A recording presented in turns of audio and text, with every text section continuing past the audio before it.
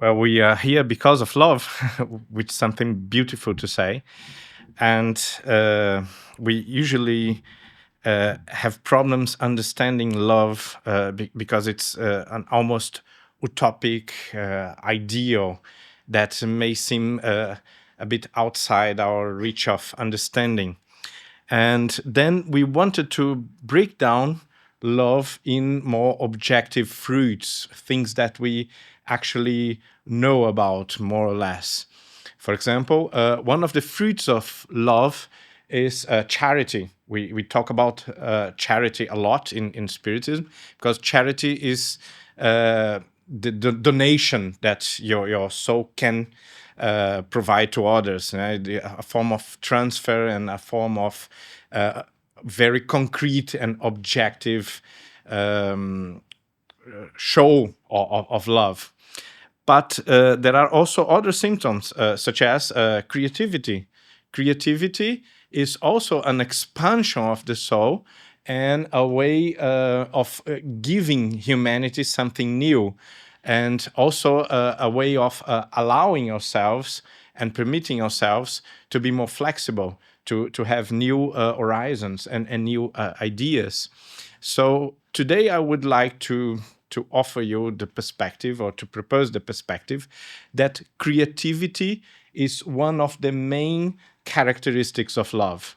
And sometimes we ignore creativity and put emphasis on more religious perspectives, which is not a problem, obviously, but it's still a limited perspective. And in our spiritual growth, love is the best symptom of spiritual growth and human flourishing. In our growth, we need to conceive all possibilities of spiritual expansion and enrichment.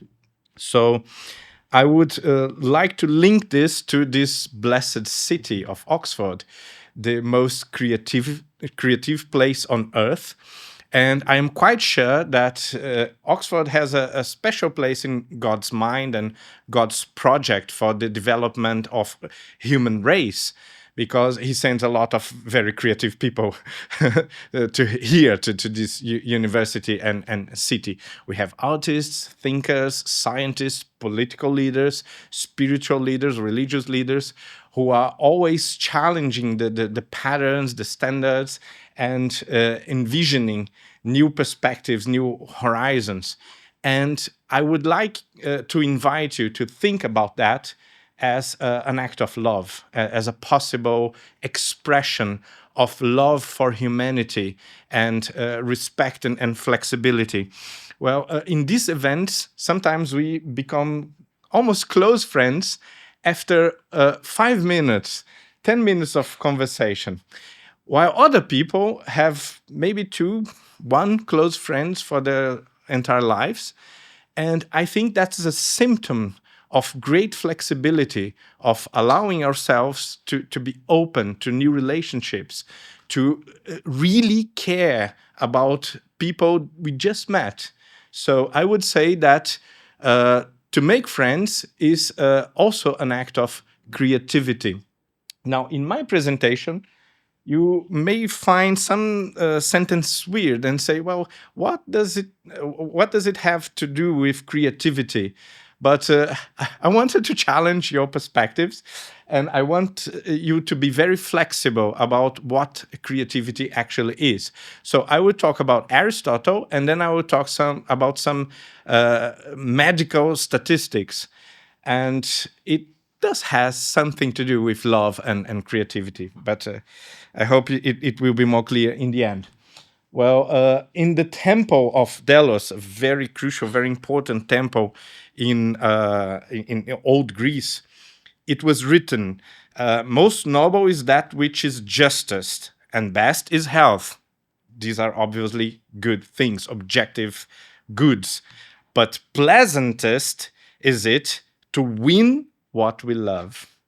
So to win what we love is the ultimate end of human life. That's what we want, to win, to find, and to realize maybe what we truly love. Well, but if pleasure is to win what we love, changing the object, the perspective of our love will dramatically change our pleasures. So for some people, love may be, or their love may be directed to some material things or to some bodily pleasures, while to some other people it may be directed to art, or to philosophy, or to science, or to politics, to the improvement of human society, and so on and so on. So, what do you love? What are you pursuing in life? What are you seeking? I guess many people here are seeking something that is beautiful, good, and divine, but it's up to us to decide. Well, the great Aristotle, one of the most intelligent persons that ever happened to be born here, said in the Nicomachean Ethics, happiness seems, however, something that which comes as a result of excellent and some process of learning or training, and seems to be among the most godlike things. For that which is the prize and end of excellence seems to be the best thing, and something godlike and blessed. So happiness, something that everyone actually looks for or pursues, is something godlike and blessed. This was Aristotle's perspective about happiness. And in the book, he discusses about other sorts of conceptions, people who believe that wealth or health or having friends is the ultimate form of happiness. And says, well, although these are obviously goods and everyone should pursue what is good, the intellectual, the moral, and the spiritual virtues are the things that can actually make us happy in a way that is not subject to change, is not subject to material deterioration, to the influence of time, for example. Well, flourishing, therefore, and happiness result from good behavior, which is the result of good and virtuous habits. That's the core of Aristotelian ethics, and it has been the core of ethics, of human ethics, for at least 2,300 years. So we choose to cultivate our potentials and our lifestyle in ways that might or might not promote our own happiness. Happiness is essentially a matter of choice and the outcome of the way we cultivate ourselves to be hateful or to be fruitful. So we have here some striking data about human flourishing.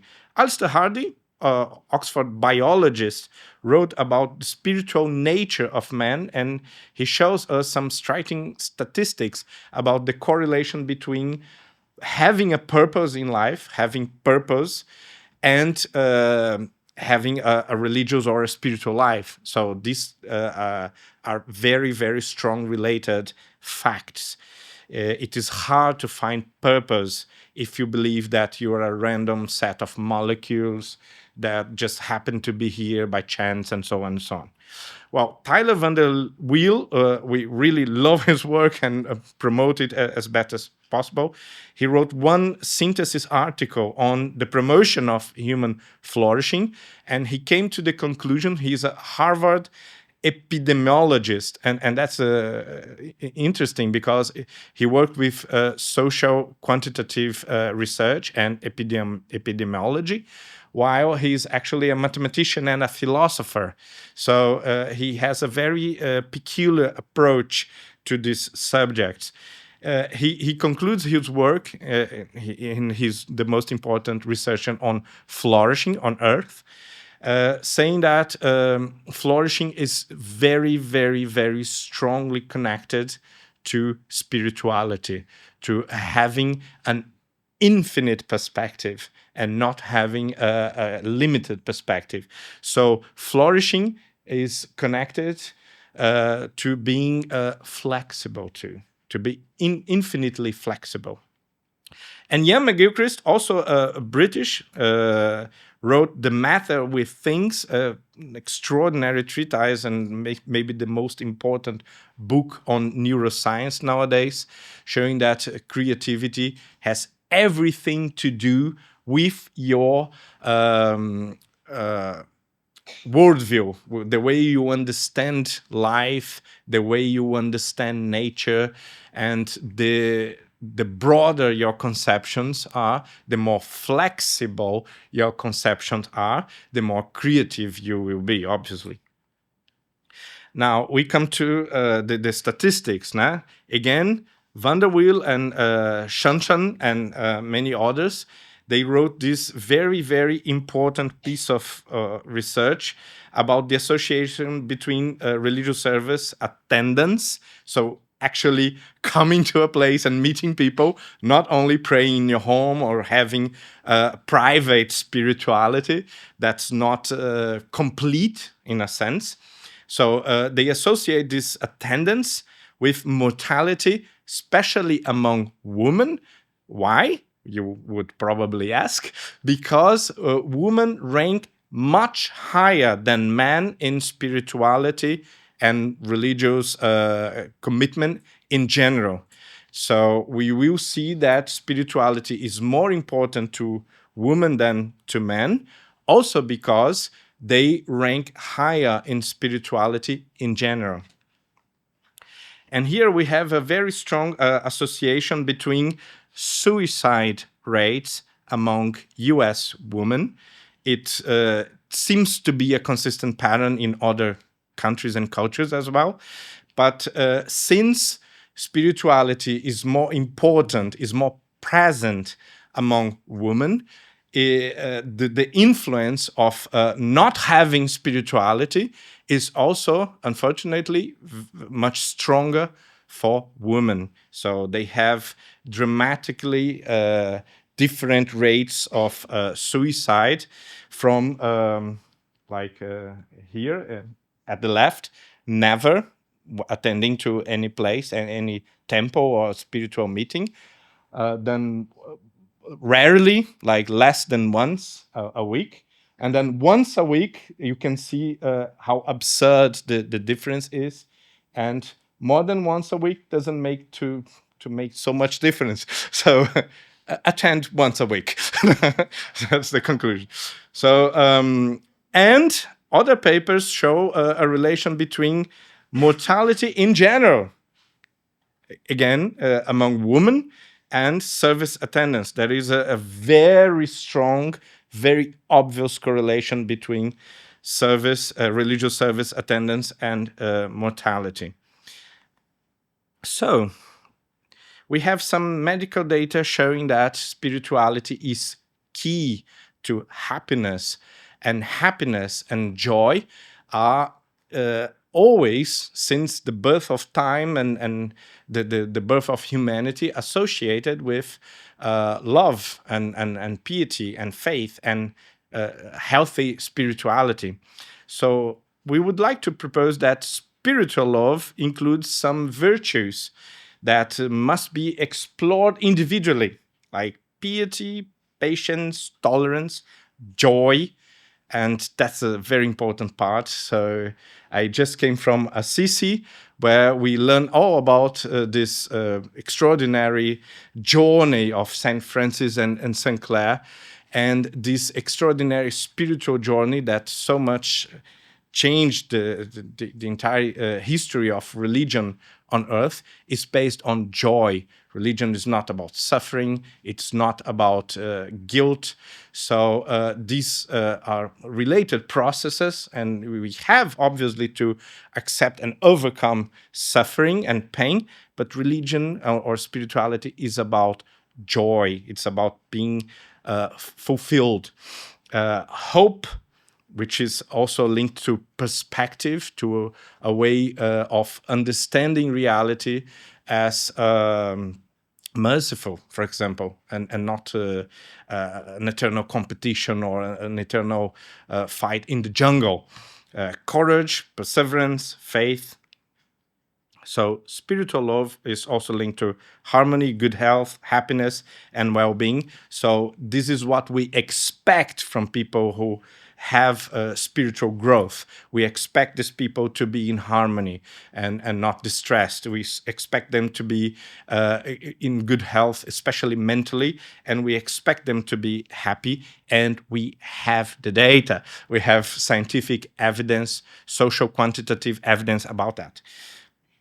So in the end, I would propose that we consider adoration or a direct contact and a direct recognition of God's presence in our life as one of the characteristics that makes this service attendance of the previous slides more meaningful. So the actual expression of service attendance is adoration or love of God.